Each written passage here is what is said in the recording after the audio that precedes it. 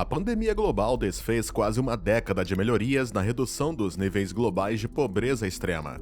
Essa foi uma reversão da década mais produtiva de todos os tempos no que se refere à redução da pobreza global, então esse foi um grande golpe. Ao mesmo tempo em que este lado do espectro de riqueza global estava dando um grande passo para trás, as pessoas mais ricas do mundo ficaram ainda mais ricas.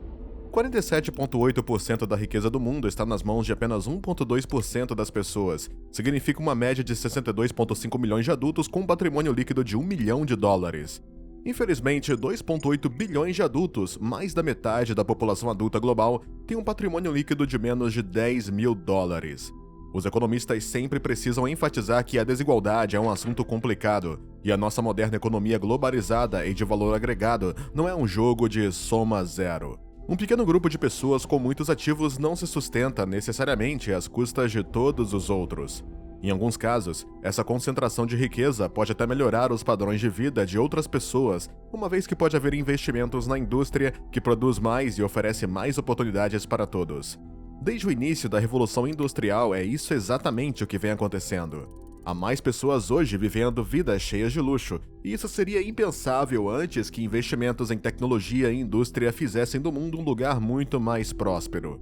Mas agora, pela primeira vez em quase 250 anos, esse programa pode estar se revertendo, a ponto da fortuna econômica de alguém se tornar um fardo econômico para milhares de milhões de outras pessoas, e isso tem muito a ver com uma dívida agora de $300 trilhões com a qual o mundo está lidando.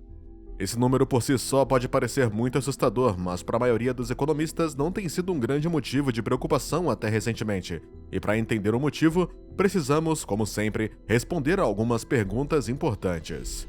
Quais são as forças econômicas que têm impulsionado a desigualdade? O que a dívida global recorde tem a ver com esse problema? Existe um nível ideal de desigualdade para maximizar a prosperidade de todos os participantes da economia? E se tiver, como chegamos a isso? Uma estatística econômica que não recebe tanta atenção é que há cerca de uma década e meia a desigualdade de renda global começou a fazer algo interessante. Pela primeira vez desde o início da Revolução Industrial, começou a recuar. Isso veio depois de um patamar de desigualdade que começou por volta do final da década de 1980. Então, embora muitos comentaristas falem sobre o problema da desigualdade global, a verdade é que enquanto planeta temos ido na direção certa, pelo menos até recentemente. O maior impulsionador na redução da desigualdade global tem sido o crescimento de economias outrora muito pobres, mas muito populosas, principalmente a China, mas também Indonésia, Índia, Tailândia, Filipinas, Coreia do Sul e Taiwan. Todos esses países cresceram suas economias muito no último meio século e compartilharam essa prosperidade com seu povo, que representa quase metade da população da Terra. A região da Ásia-Pacífico, especificamente, pode ser claramente vista como tendo tirado bilhões de pessoas da pobreza extrema, o que é fantástico a nível humanitário, mas também significa que, para os economistas, uma grande parte das pessoas no mundo diminuíram a distância que as separava dos mais ricos, o que representa uma redução da desigualdade. Tudo isso é ótimo, mas enquanto isso estava acontecendo e a desigualdade global estava caindo, algo interessante ocorria dentro dos países que estavam impulsionando a redução global da desigualdade. A desigualdade deles estava aumentando. Durante suas décadas de crescimento econômico mais concentrado, a desigualdade de renda da China aumentou de um coeficiente Gini de 32 para o coeficiente de 44. Explicaremos exatamente o que isso significa em breve, mas por agora, significa que a China estava se tornando um país significativamente menos igual e, ao mesmo tempo, tornando o mundo mais igual. Agora, a China pode ter sido um caso atípico, afinal, estava fazendo a transição de uma economia comunista com um planejamento central e que subscrevia, pelo menos parcialmente, as ideias marxistas e leninistas de igualdade dos trabalhadores para um sistema altamente focado no mercado, o que é o aplicado ainda hoje. O lema econômico não oficial da China nesse momento era que todos ficariam ricos, deixando algumas pessoas ficando ricas primeiro. Apesar disso, a China não foi a única. Agora, um pequeno aviso rápido aqui. Os números sobre desigualdade são difíceis de conseguir porque são difíceis de coletar, especialmente em países que estão se desenvolvendo rapidamente e onde grande parte da economia permanece informal. Mesmo assim, em quase todas as principais economias que experimentaram um alto nível de crescimento no último meio século, a desigualdade aumentou e, no entanto, são esses mesmos países que, de alguma forma, melhoraram a igualdade em todo o mundo. Imagine que o mundo é composto por vários times de futebol. A maioria deles é bem básica e formada por jogadores que gostam de jogar por diversão no fim de semana, mas alguns, digamos, os Estados Unidos e algumas equipes europeias são compostas por jogadores profissionais de classe mundial. Obviamente, se essas equipes jogassem uma contra as outras, isso não seria muito justo porque o talento está muito focado em algumas das melhores equipes. Mas, digamos que pegamos todas as equipes de desempenho inferior e colocamos nelas alguns jogadores famosos. De modo geral, isso igualaria os jogos num torneio, mas a distribuição de competências dentro das próprias equipes seriam piores. Entretanto, isso pode ser uma coisa boa para o jogador casual médio, porque ele não perderá todos os jogos que disputar e, com a atenção adicional que vai receber, a sua equipe pode ser capaz de pagar melhores treinadores e equipamentos para tornar todos mais competitivos. À medida que os países se desenvolviam e adotavam a indústria moderna, alguns ficaram muito ricos com o processo. Mas, no geral, isso foi muito bom para todos, pois as novas indústrias modernas ofereciam oportunidades melhores para todos os habitantes do país. O cidadão médio chinês hoje está melhor do que o cidadão médio chinês de 50 anos atrás, embora esteja tecnicamente sofrendo com um nível muito mais alto de desigualdade. Numa visão mais ampla, é por isso que o mundo se tornou mais desigual após a Revolução Industrial. Antes da produção moderna e as indústrias de valor agregado, a riqueza das nações era determinada principalmente por quão produtivas eram suas terras agrícolas. Alguns países tentaram explicar isso colonizando e extraindo recursos de todo mundo, mas, no geral, todos eram igualmente pobres. A única maneira real de ter riquezas nesses tempos era possuir terras que pudessem ser usadas para cultivar alimentos. Apenas comer o suficiente ainda era a ocupação principal da maioria das pessoas vivas. A indústria e a tecnologia, como a construção de ferrovias, motores a vapor, linhas de produção e, posteriormente, eletricidade, criaram uma grande divisão entre os países que usavam essas tecnologias e aqueles que não usavam. Hoje, a agricultura é apenas um componente menor da economia global e uma parte ainda menor na maioria das economias avançadas. E com o investimento internacional e a globalização, é muito mais fácil que os países se industrializem agora do que naquela época.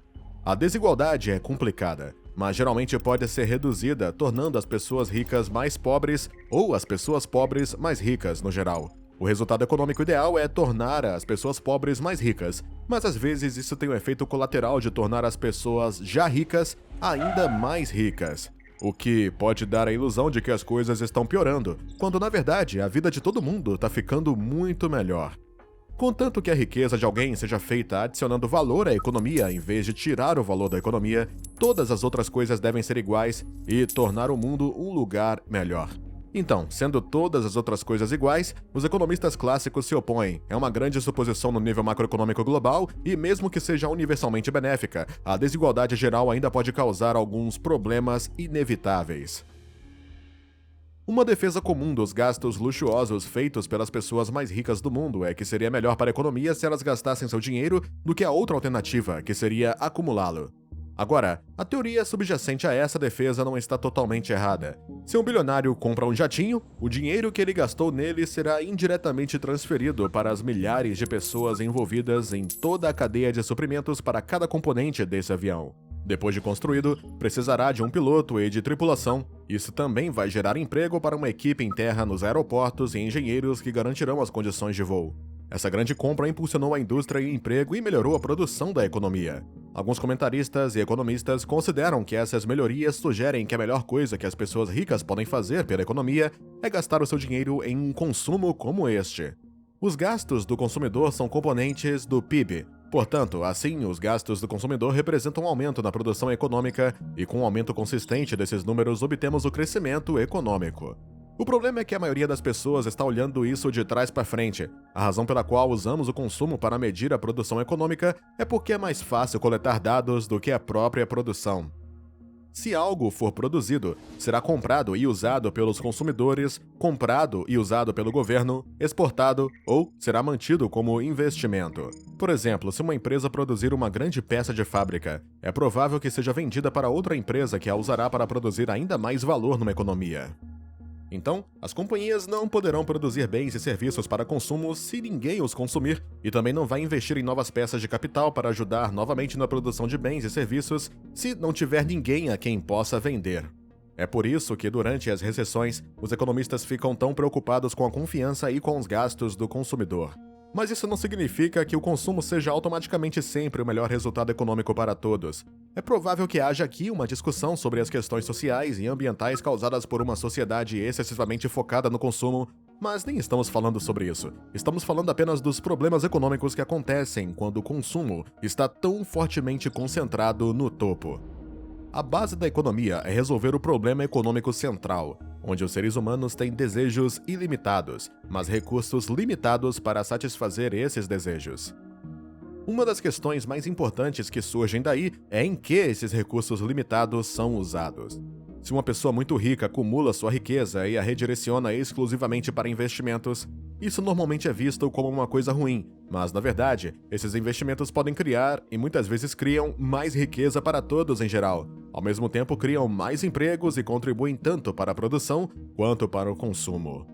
Por outro lado, consumo é consumo, uma vez que os recursos são alocados para a construção de um jato particular, com a vida útil limitada, são milhões de dólares em recursos que não podem ser usados para melhorar a capacidade industrial do planeta ou apenas melhorar a vida de consumidores regulares. Se assumirmos que, em vez de comprar aquele avião, o bilionário investisse numa fábrica, isso ainda criaria empregos e ainda estimularia o crescimento econômico, mas agora, ao invés de literalmente queimar dinheiro, funcionaria para agregar mais valor à economia global, pegando os insumos e transformando-os em produtos mais valiosos. Obviamente, este é um exemplo incrivelmente simplificado, mas ainda faz sentido. É ótimo quando o dinheiro circula na economia, e o consumo é uma maneira fácil e rápida de conseguir isso. Mas, a longo prazo, é melhor quando tanto os recursos quanto o dinheiro circulam pela economia, melhorando a produção agora e no futuro. Mas mesmo que pessoas ricas invistam o seu dinheiro, a concentração de riqueza ainda pode causar problemas, especialmente quando esses investimentos assumem a forma de uma dívida global. A dívida global agora é de mais de 300 trilhões de dólares, e no episódio da semana passada exploramos o fato de isso não ser necessariamente um problema, porque toda essa dívida é devida a nós mesmos. A piada é que ainda não descobrimos como fazer o empréstimo aos marcianos. A nível global, a verdadeira dívida mundial é alta, mas isso é compensado pelo fato de que para cada dólar de dívida que existe, há um ativo a receber que vale o mesmo. Mas aumente o zoom e veja que não é tão simples. Um pequeno número de pessoas está com a maior parte desta dívida. Cerca de 5% da dívida global em todo o mundo é proveniente de governos e organizações não governamentais como o Banco Mundial e o FMI. O governo com a maior dívida é a China, que não apenas detém tesouros dos outros governos como uma forma de manter reservas estrangeiras, mas também concede empréstimos para projetos como a iniciativa Belt and Road, embora tenha agora desacelerado significativamente. Enfim, os 95% restantes da dívida global são de propriedade direta ou indireta das famílias. A maior parte é controlada por corporações como bancos e empresas com grande participação no tesouro, mas as famílias são proprietárias dessas empresas. A disponibilidade de dívida e o acesso a empréstimos sempre foi uma parte importante da economia. Existem projetos e tecnologia que agregariam muito valor à economia, mas exigiriam muito capital para serem desenvolvidos. Se as pessoas que querem desenvolver esses projetos não tiverem capital suficiente e não conseguirem um empréstimo, significa que não acontecerá e não agregará valor à economia, o que obviamente é um resultado ruim.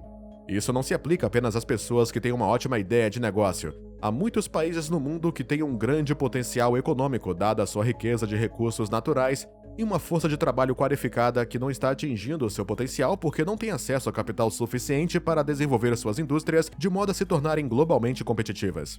Se a dívida for criada de forma eficaz e sempre aplicada nos projetos mais valiosos, isso não seria um problema para a economia global e poderia realmente ser uma coisa boa, porque as pessoas que concedem os empréstimos podem avaliar a viabilidade de um projeto antes que os recursos limitados das economias globais fossem desperdiçados ao levá-lo adiante. Se alguém quisesse um empréstimo de 1 bilhão para financiar pesquisas sobre energia renovável que gerasse eletricidade através de gatos correndo em gaiolas de hamsters, talvez seria melhor que houvesse um intermediário lá para alocar esses recursos econômicos de forma mais eficaz. Mas por vezes isso pode ser levado longe demais e boas ideias não são financiadas porque as decisões de empréstimo são formadas por um pequeno grupo de pessoas.